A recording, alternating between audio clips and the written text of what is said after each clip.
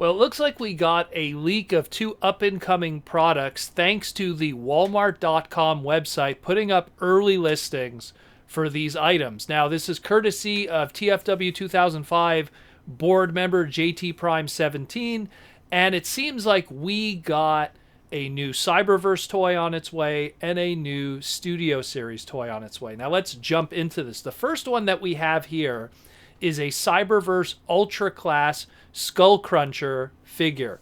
Now, up to this point, the Cyberverse toy line has not dabbled, and in the fiction, has not dabbled with the concept of headmasters.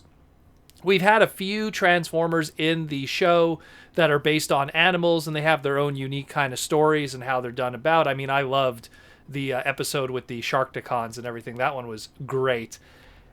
This is going to be an Ultra Class, so that's that slightly larger, more gimmicky price point, unfortunately.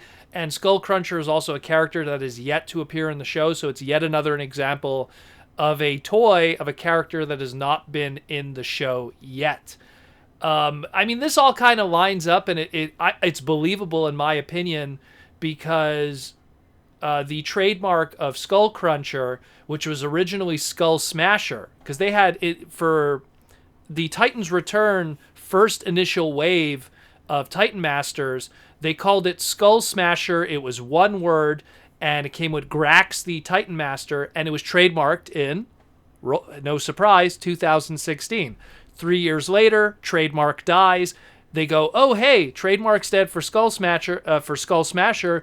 Do we renew it? Oh, hey, Skullcruncher is now available, although it's in 2 words. But even then, don't take that too seriously, because sometimes Walmart listings or other listings sometimes have stuff that are separated and ends up being 1 word in the end. But as it stands right now, 2 words, Skullcruncher, available. They probably trademarked it, and they're like, let's make a figure. And here we go. So this is, I mean, from my perspective, this is a legitimate listing just based on the fact that the Skullsmasher trademark is expiring this year. So no surprise, that's definitely going to happen. It's cool. Hey, I mean, Skullcruncher as a character, he had his original G1 toy. He had his Titan Returns toy. They had the Legends repaint in Japan. And I believe he had like a Keshigumu kind of decoy PVC thing going on in Japan in '87, but that's literally about it for that character. So to get a Cyberverse figure, hey, if you're a fan of that character, it's yet another version of him. I mean, he was also in the Robots in Disguise 2.0 comic book by IDW. That was a separate version of him. I think it was issue number 4. But that wasn't, he never had a toy, unfortunately. Just appeared in the comic, and that was it. Not even in the show. Let's move on to the second listing. So the second listing, and this one's really interesting, is Studio Series Deluxe Class Revenge of the Fallen Soundwave. Now, this is another character that it's not really going to be a trademark issue, like in the case of Skullsmasher / Skullcruncher, because, I mean, they're pumping out Soundwave toys all throughout the year, every year, across all the different brands. So it's not really a case of that. It's more just, hey, let's get around to that Revenge of the Fallen design for the Studio Series line. I mean, when you're talking that satellite Revenge of the Fallen 2009 Soundwave, I mean, you had, like, anyone who was, like, paying attention, especially back then, the movie preview line for 2009, which was Revenge of the Fallen's movie preview line, Soundwave and Bumblebee were the first 2 toys, and it was that satellite one. Came with that little missile that didn't turn into Ravage, but if you look carefully at the details on the missile, it was Ravage.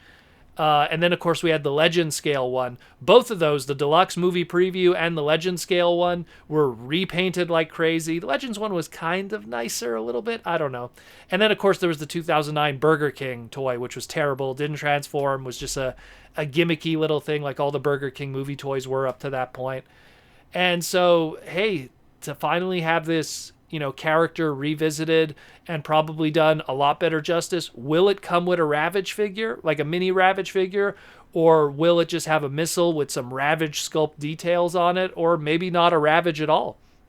So we'll see what happens with that, but it will be interesting to see, because the original 2009 Revenge of the Fallen toy was a product of that peak of Transformer engineering and I guess you could call it budget, where, I mean, in a lot of ways, that one was a triple changer. It had like a different kind of satellite mode, and a lot of stuff was going on with that one. So I'm really curious to see with the modern budget today with Studio Series, how they're going to tackle that design. But either way, this is really cool news.